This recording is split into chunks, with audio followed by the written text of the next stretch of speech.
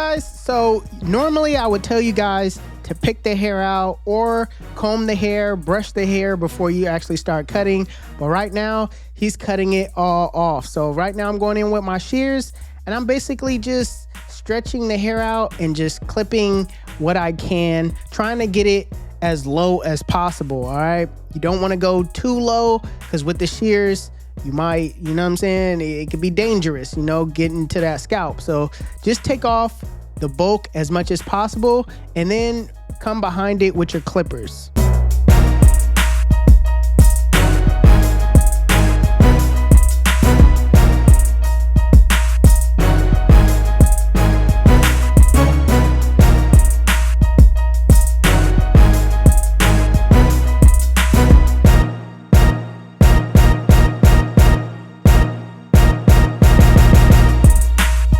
So now that everything is taken down, a lot of the bulk is removed, I can then put on my 2 guard with the lever fully closed.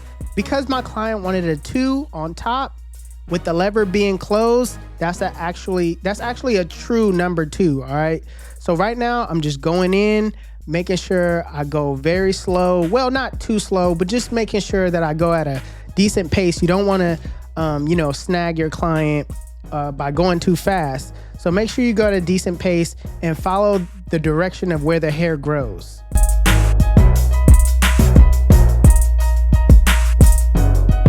So I find that the cowlick area is always the dangerous part, all right? So what I like to do is I like to do the back. I like to focus on that cowlick area last, you know what I mean? I don't just run my clipper through it. I just kind of like go around it at first just to try to get an opening for where that crown is. And then once I find it, I just go around it rather than through it.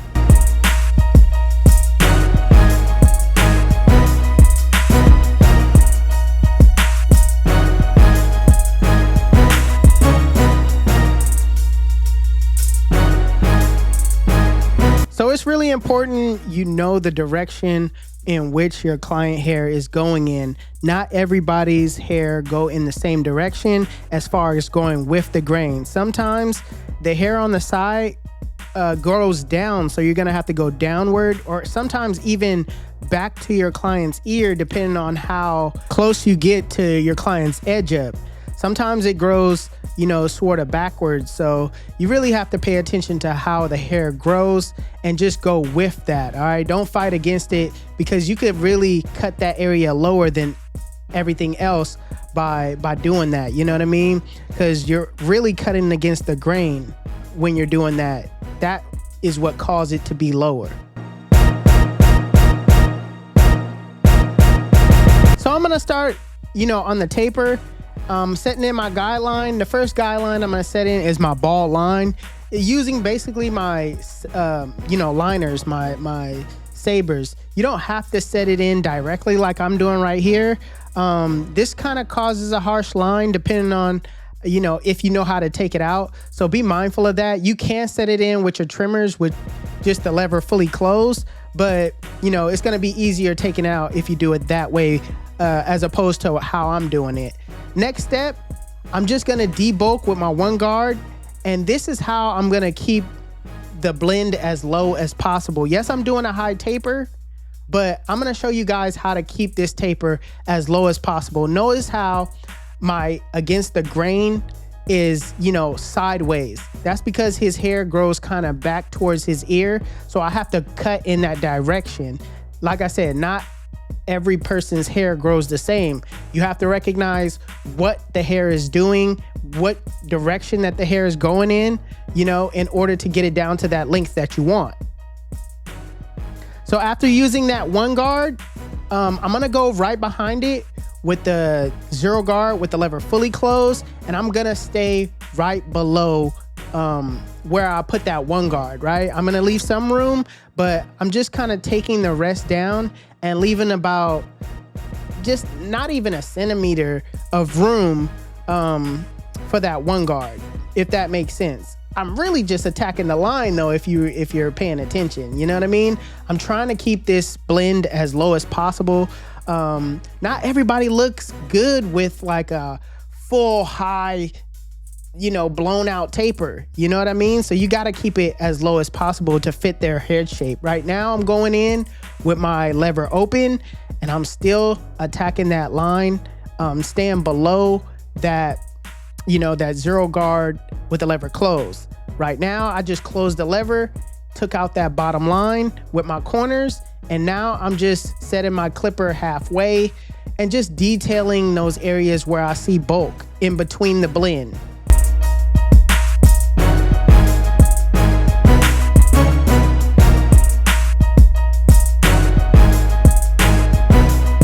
From here on out, I'll just be sort of detailing everything. I'm gonna use my 2 guard right now just to lighten up that area at the top where I see bulk. Close the lever just to, get it taken down a little bit more.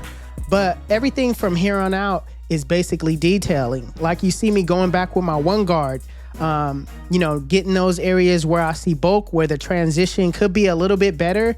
I'm just attacking that area in that flick out motion. All right. The flick out motion is basically a motion of 1, 2, 1, 2, 1, 2 real quick. You know what I mean? It's just a motion.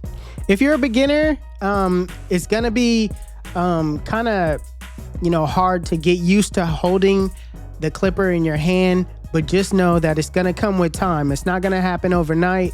Getting used to something just takes time. It takes repetition. So right now I'm just clearing out the bulk. You're going to see me use my 2 guard going with the grain with the lever closed just to kind of take down some of that bulk as well. I'm really focused on that bulk at the top and getting this blend perfected as much as possible. So you're going to see me, go back with my 0 guard with the lever closed, just kind of nitpicking those areas. This is called detailing. Okay, detailing is extremely important. All right, it's more important than setting in your guidelines and taking them out. All right, this separates you from being just an average barber. It's how well you can actually detail. What I like to do is I like to refer to the mirror.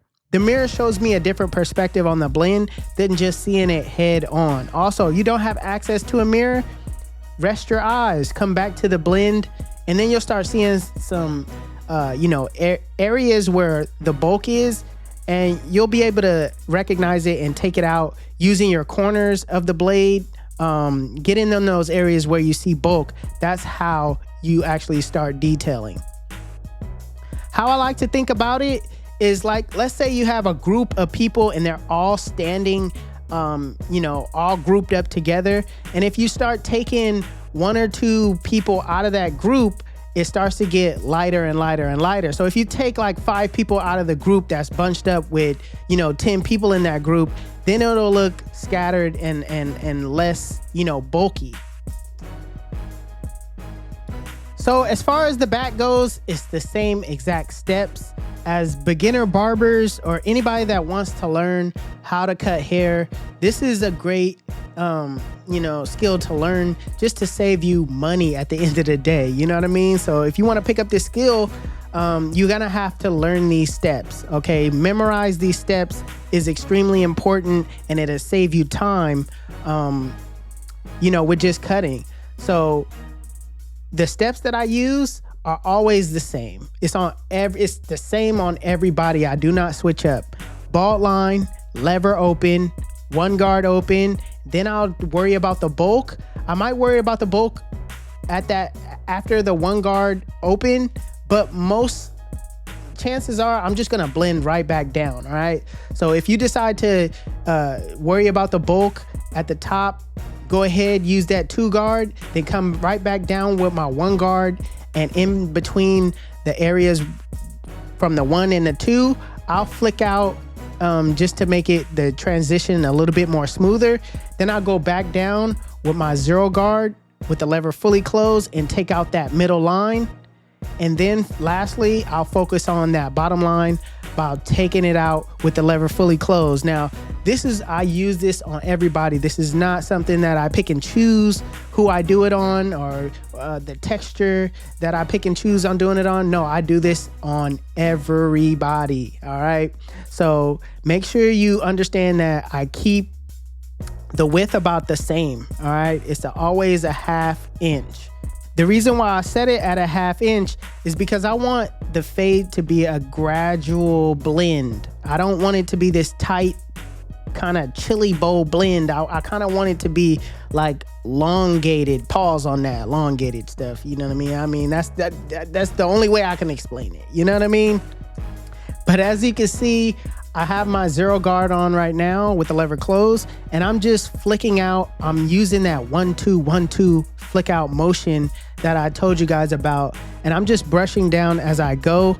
This usually takes the longest, I would say, like taking out guidelines always take the longest because, you know, it's kind of tedious work. You're kind of blending in at this point. Everything else you were doing was just setting in guidelines. Right now, the flick out motion, you're kind of just blending everything together. So as you can see right now, I have my lever open and I'm just kind of detailing that area in which the zero guard close couldn't fully take out everything. So I usually take baby steps as well. I usually just kind of, you know, go back down real slow. And right now I have my lever open, just kind of using my corners, just cleaning up what the zero guard close couldn't take out. Now attacking that bottom line, you could either do it two ways. I like to just close the lever and just attack it because I kind of know what I'm doing.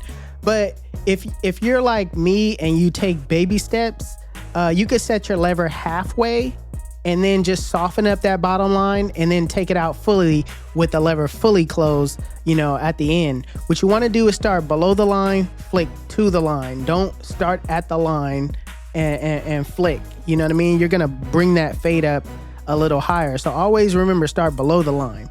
Right here, I'm just detailing my work, getting in those areas where I see bulk and trying to perfect the blend as much as possible.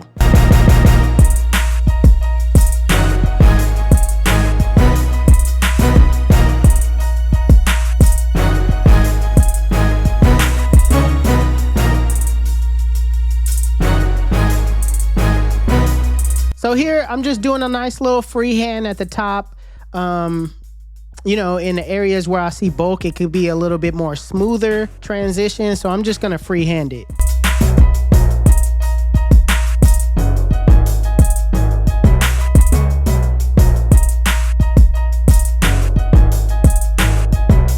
So I also do this on every haircut before I actually line someone up.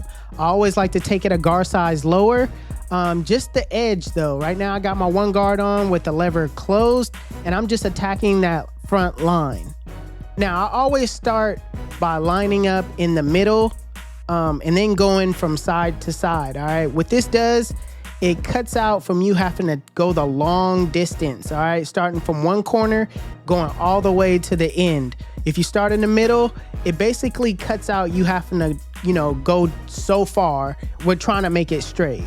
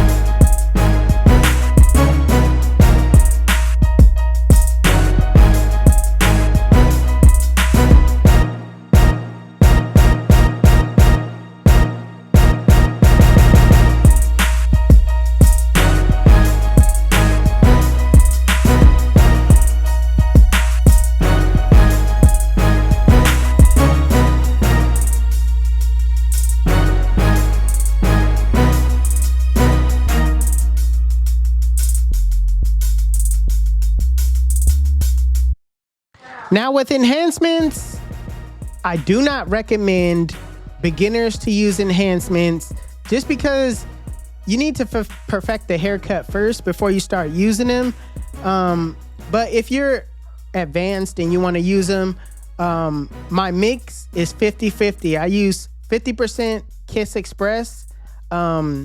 Kiss 98 black, and the other 50% is alcohol. All right, so that's my mix. I just mix it up in a bottle and basically just pour it in as I go. Right now, I'm using my corners of the blade to create that circular like motion around my client's ear. And then I'll finish by using the full blade where, you know, it's more straighter in back of the neck.